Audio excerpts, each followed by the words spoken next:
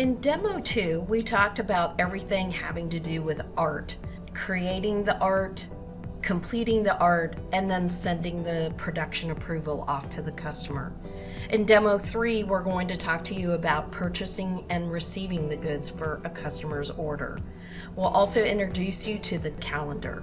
To start, we're going to focus on our order 10,217 for Access Telecommunications. Now, just to remind you of what we need to order for this customer, we can click on the progress circle that says goods ordered, and we can see we've got the K500 here, and on job 2 we have the PC54 that we have to order. So let's go ahead and close out of that. Now, to order, there's two options. I can click the drop down next to the new order option at the top of the job board, which allows me to create a purchase order for all of the orders that appear here on the job board that still need purchasing done for them. Or the other option is I can click on the action button and click on the create PO option. I'm going to go ahead and use the consolidated version in this example. Since I know that the Access Telecommunications order requires SanMar product, I'm going to click on SanMar to view only the product I have to order from SanMar. I can further drill down on this by saying I only want to order the PC54s, or I only want to order the K500s, or I don't want to order anything that has a due date that's far out. So I can actually expand the drop downs here to see when the goods are actually due. And if I want to, I can uncheck all the items and then just go and pick and choose the items that I want to order. So I know I need these K500s for the Access Telecommunications, and I know I need these PC54s. And I can confirm that by clicking the drop down and seeing that this is for Access Telecommunications. If I'm ready to proceed with the purchase order, I now will click in the field where it says buying from, and I'm going to type in SanMar, and then click on SanMar in the drop down there. I want to make sure that it is actually going to ship to my correct location. You can change this if it is not showing up correctly in the supplier setup. If I want to switch to picking up the goods, I would simply click on this little up and down arrow, and then I can choose to have it picked up from SanMar's default warehouse. Here, again, my warehouse appears here, but remember, this is strictly transactional unless I'm physically pulling items that I have in my warehouse out of stock. The reference option here, I can either put a custom one in or put no reference at all. That's strictly up to you. And now that I've put SanMar as the vendor I'm buying from, I can now see my free ship amount as well. So my order total is for $475.69, so I'm well above the free ship amount. If I do want to add anything to the order I'm about to create, I can click on the action button and click to add items. This is if I would want a sample shirt for somebody, or maybe I have a damaged good from production that I need to replace. Just like what we did when we created the quote and the order for Access Telecommunications, I can do a secondary check stock by simply clicking on the check stock button. Now, with SanMar, they only show a maximum of 500 here. So if they have plenty of stock on something, it's just going to max out at 500. So they may in fact have 10,000 pieces, but they're only ever going to show me 500. So if my order does require more, it will actually allow me to click on the button here to make sure that it can also be fulfilled through other warehouses. If you're not sure, pick up the phone and contact your SanMar rep to make sure that they can fulfill the entire order for you. You're going to probably want to call them anyway to negotiate a better price. Okay, so right now I only have items for Access Telecommunications that I want to order for. I'm going to go ahead and create the purchase order. Once I've clicked Create PO, it now gives me a hyperlink if I want to open that purchase order and have a look at it. This is the only way I can actually send it through the integration or mark it as sent or email it to a vendor. So let's go ahead and click on that now. Now that we've created the purchase order, we can go ahead and send it. There are 3 options under the send button. Number 1, we can send an email link to our supplier. Number 2, we can mark it as sent, meaning we would actually go to Sanmar's website in this instance and place the order there, then come back to Teesom and use the mark as sent to let Teesom know that we've ordered the goods. Obviously, the most convenient way is to literally send the purchase order through the integration. So I'm going to go ahead and walk through the steps of this. For my demo account, I can't really send this, but I'm going to walk you through the steps of it. So go ahead and click on Send PO to Sanmar. You want to confirm who's the person being notified, and then you can auto select the warehouse option. This is something that you would have set up in the company setup, and then I've got my ship method set to UPS ground. At this point, I can go ahead and send this off. Again, I'm in the demo account, so I can't really send this. So I'm going to click on the mark as sent so that I can tell Teesom these items were placed. Now that we've sent the purchase order off to the vendor, I'm going to jump back to the job board to show you what happened here. So look at our goods ordered progress circle. It turned 100% because we created the PO, and then it went green because we actually sent it off to our vendor. Okay, let's talk about receiving the goods in. There's a couple of different ways that you can actually receive the goods in. Number 1, you can click on the progress circle, and then you can find the purchase order there to then go receive it in. Odds are, though, you're going to have a consolidated purchase order, and when you receive a box from Sanmar or Alpha or any of our vendors, it's probably going to have your purchase order number on the outside of the box. So what we can do is we can go to the main menu, we can click on purchase orders, and then we can go find our purchase order that the number is on the outside of the box that we're looking at. And here we know that's the 5111. So I'm going to go click on that to open it. And I want to receive in the goods. So before I ever tell Teesom that I've received the goods, I may want to just double check real quick and see, did I get 116 pieces? So easily I can literally open the box and count the amount of shirts just to make sure there's 116 pieces. If there's not, well, then I want to identify which pieces did I not get. So was it the one small K500? Well, now I have to tell Teesom what I physically got and didn't get. So I'm going to head over to the hamburger option and click on the receive goods. Now that I somewhat know what I received in and what I didn't, I only need to expand the line items of things that I didn't receive in my Teesom. So for example, I have mine set up to auto-populate the numbers to auto-fill what's being ordered to say that I received these items in. Some people may default these to 0, where you have to physically put in the number there. And this is a company setup option. Okay, before we get to the line items though, let's look at some of the information at the top. Here's where I can actually enter the pack slip number. And then because it's just a transactional thing, I've got my warehouse that it's going to default to quote unquote receiving the goods to. Remember, it's literally going to put them in and take them out again for the order.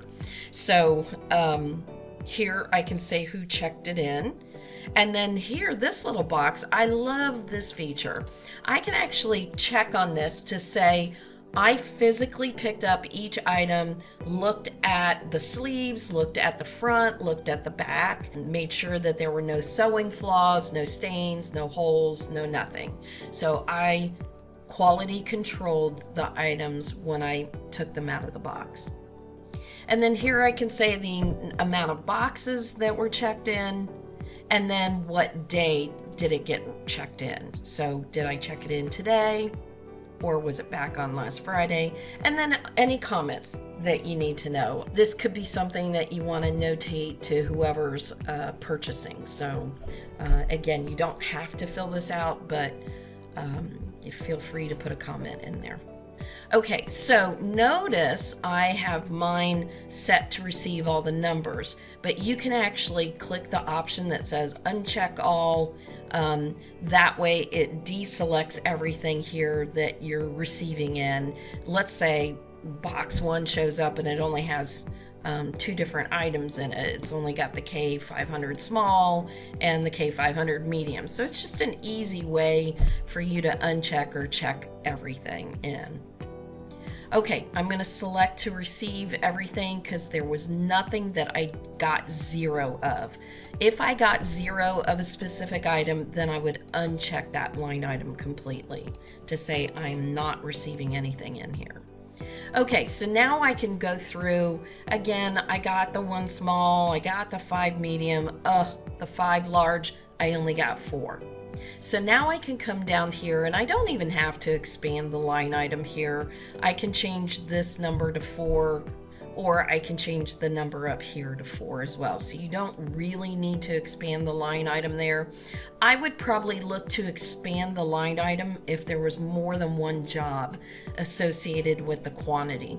So for example, on these 10, let's say I get 6 in, and there's 2 jobs that need each need 5 pieces. Well, which order am I going to fulfill the 5 pieces of? So that's when I would expand it to say, hey, put 5 items to this one and 1 item to the next order. Okay, now that we've shorted one, let's go ahead and receive the rest of the goods.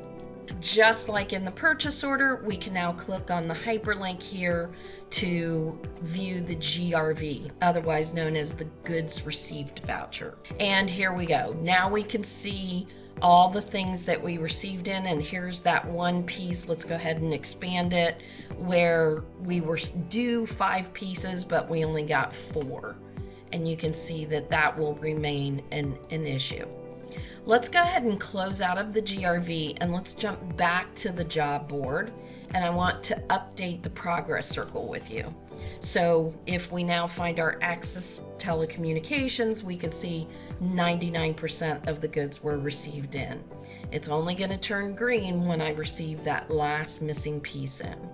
So I get another box. Let's say it's the next day and I get another box from UPS. Now I can again either use the progress circle to go receive the items in, or I can go back to purchase orders, click on that same PO, and then receive that last piece in. Let's go ahead and click on the hamburger icon, receive the goods, and notice this is the only option. It just wants to know, did we get that last piece in? Let's go ahead and click on receive goods. Again, we can view the GRV, or at this point, we know we just received that one piece in, we can just close out. So now if we go back to the job board, we can see that all the goods have been received in. There's one last fantastic feature that I want to show you about before we end this video, and it is the calendar view. So right now from the job board, we're going to click on the shortcut key, and we're going to click where it says open calendar. And here are all the jobs that I currently have set to run production for this week. Notice I'm on the month view, but I could change it to a week view. I also can filter by the sales rep of the order. I can filter by the stage of the order. And then I can also filter by, are they outsourced orders versus in-house produced items. And then I can also filter by the 3-tier option. Was it a standard turnaround? Was it an express turnaround? Or was it an urgent turnaround? And so I can filter by those. And then I also have these icons that I can sort by. So show me only the screen printed jobs, and then show me only embroidery jobs, show me direct-to-print garment print jobs, heat press, anything that was using the squared price list where it calculates by square inches or square footage. And then the last option would be for like your promotional products, trophies, anything like that. That really don't fall under these other categories. And notice that in the month view I see Saturday and Sunday, but I've blocked Saturdays and Sundays so nothing gets scheduled for production on those days. All right, let's look at the jobs themselves, and I want to start with the little progress circles that you can see here. So when I hover over this particular job that's due to run on the 10th, I can see that the art is approved. I have not received the goods in for this order. If I hover over anything with a green circle, notice it says good to go. I can run this job no matter when. So I may want to move this job from the 9th over here. And again, it's all going to be based on, do I have time to run that job? So here on the 8th for today, we have a job that says, hey, the goods are not in. Well, let me show you a quick trick. I'm going to click on the purple 5 here, and I'm going to pop this day out to the side here. And I'm going to take that job where the goods aren't in, and I'm hoping they're coming today, and I'm going to kind of bump that job down to right below so that I can do all these good to go orders first, and then save that one to the end of the day when hopefully I will have gotten the product in by. And remember, I gave myself a couple of days of a buffer here. So when it schedules a job onto the calendar, that's the production date that I set. The in-hands date is something different. So let me close out of this and let me show you this job. Do you see how it says the production date is past the due date? So this is a job we have problems with, and we know we're not getting the product until the 9th. Well, because it's now on the 9th, we've missed the customer's deadline basically. If I move this job back to the 8th, look at the little attention icon goes away.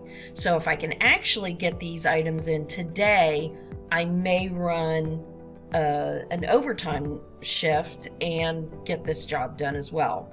But as it stands right now, this job is probably going to be late.